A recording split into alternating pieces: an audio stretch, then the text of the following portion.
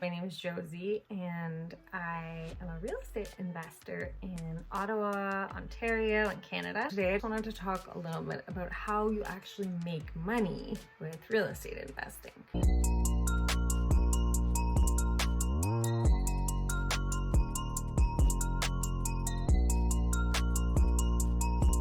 So there's lots of ways to make money with real estate, as pretty much everyone knows, but I'm gonna talk about the way we do it. The way we make money is by getting kind of smaller buildings, like single family homes or duplexes, and then we usually fix them up, we do some renovations, and then we rent them out.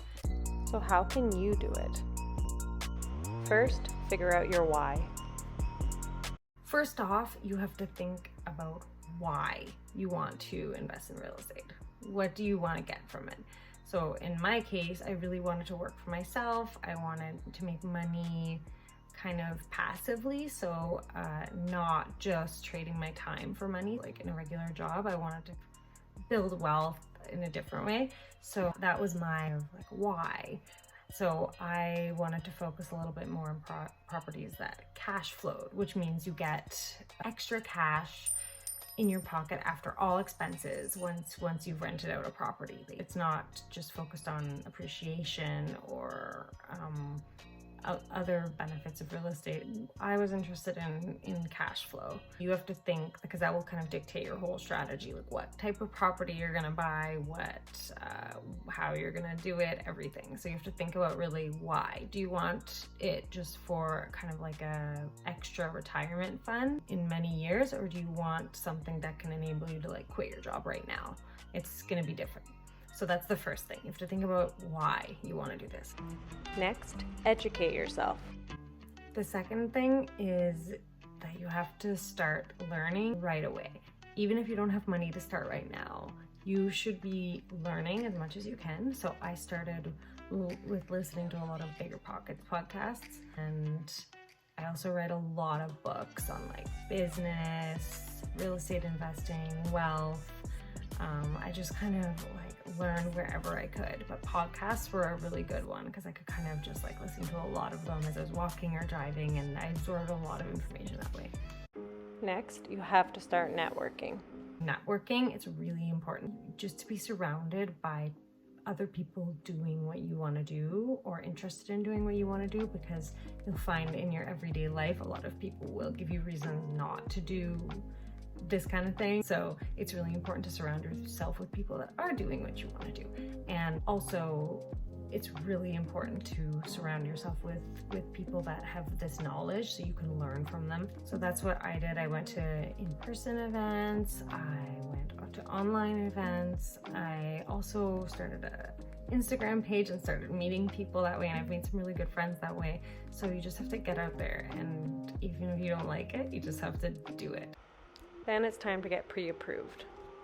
You have to get pre-approved for a mortgage by a mortgage broker, preferably, because if you just go to a bank, they just, have that product, but a mortgage broker can kind of shop around for you and see what you qualify for, what the best rate for you is, just the best thing that fits you. So I would advise going to a mortgage broker and just talking to them. And, most people say, oh, I can't qualify for a mortgage, there's no way. Let me just tell you that we thought we couldn't qualify. We didn't have like great salaries or anything. I had, a part-time job. My husband was like, had a normal salary, and we were like, there's no way we're gonna qualify. And we did. And we bought 3 properties last year. So I think most people think they can, and they actually can. And what's the worst that can happen? They'll be like, no, you don't qualify. Like, oh well, they see that all the time. And the good thing though is that you can say, well, why don't I qualify? What do I have to do to be able to qualify for a mortgage, for an investment property? And they can tell you, and you can do those things. If you never talk to them, then you're never gonna know. So I would advise, as soon as you can, just go talk to a mortgage broker. Come up with a down payment. Another thing is you need a down payment. Usually it's about 20%. If you get a place you're gonna live in, then it can be 5%. Well, at least where I am in Canada. So that's a way a lot of people get started. They get like a house for 5% because that's way less. It's easier to come up with that.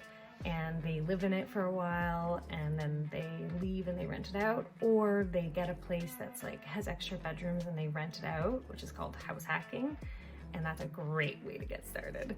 Or they buy like a little duplex or something and they live in one and they rent out the other. So that's a way you can kind of like get in sooner if coming up with 20% is too difficult for you, which it is for a lot of people. So that's how we got in. That's how a lot of people got into real estate investing. So both of these things, the down payment component and the qualifying for a mortgage component, you can either do these alone, like you just do it yourself, or you can team up with someone. So you can go in a partnership. If you can't qualify for a mortgage maybe, or you can't come up for a down payment, then you can partner with someone. You can each bring something to the table. That's why the networking and education components are really important to do first. After all this, it's time to start looking for properties. The next thing is that you need to find a deal. You need to find a good property that meets your criteria, so it makes you money. Depending on your strategy and your goals, you can make money with cash flow, so that's the amount of money you get after everything. So after your mortgage, any utilities, anything, the amount you keep from the rent. So most people try to find a cash flow positive property so they get a little in their pocket. Otherwise, some people, they just go look for places in a market that has high appreciation potential, and they don't really care about cash flow because they just care about kind of like the long-term benefits. But if you're looking for like to get more money short-term, then cash flow is the way to go. So you need to find a deal. You can find this just off the MLS. You can find this like by asking people. You could find it on, Facebook Marketplace. You can there's so many places you can find deals, but you need to go out there and look for them and start analyzing them and know how to analyze them. So to learn how to analyze a property, you can just Google it if you want. You can say like how to analyze an investment property, and you will find probably lots of spreadsheets, articles, everything. So you can learn a lot from just that. It's just, your revenues minus your expenses, and if it makes sense, if a certain property makes sense. So you should learn how to do that first before making any offers.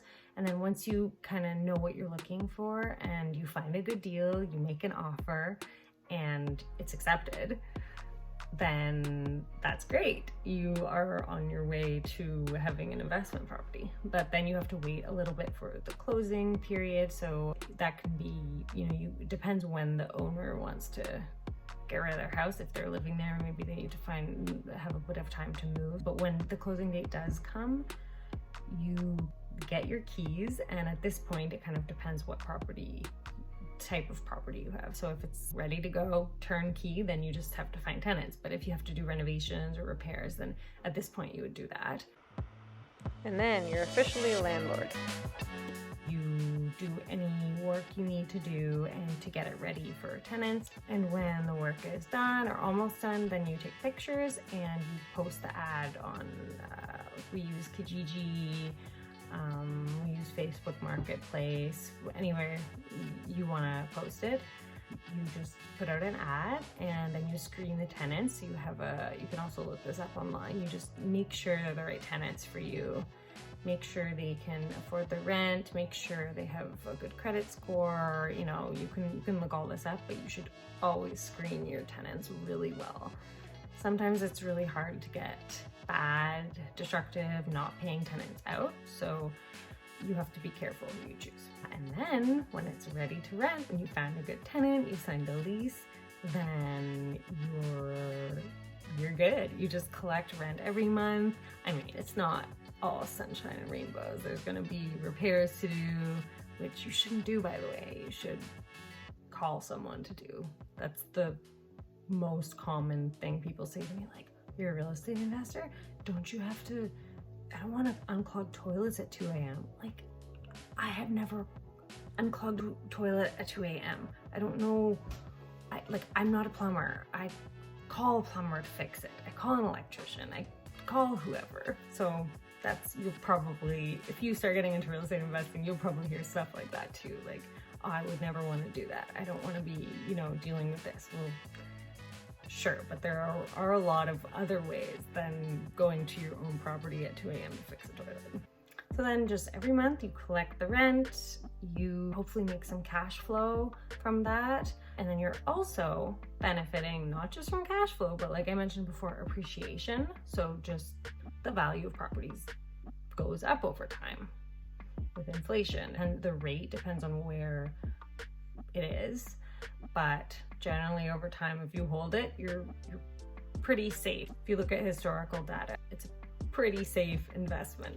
And in addition to the cash flow and the appreciation, you also have your mortgage pay down. So your tenants every month are paying you and you're paying the mortgage, and depends on your interest rate, but some of that is paying off the principal for your mortgage. So every month you're paying a little bit of the mortgage off. Well, you're not paying, your tenant is paying a little bit of the mortgage off. So every month it's going a little more, a little more, a little more, and it's just building up. So that's another source of income in addition to the cash flow that you're kind of banking up this money. Another interesting benefit is that there's a lot of tax benefits. So you can look this up too. I'm not an accountant. I'm not going to go into this, but you can look it up. There's a lot of tax benefits for real estate investors. So I hope that was helpful. That's kind of how we make money off of real estate in a very quick video, of course. There's so much more I could talk about here, and I will. But that's kind of like, in general, a very broad overview from start to finish of like how we got our first investment property. So if you have any questions, let me know. You can reach out to me on Instagram at Yak Smith Properties, or you can comment on this video, but I'll be making more videos like this. So let me know if you want me to explain something or talk about something, because I love talking about this stuff. Thanks.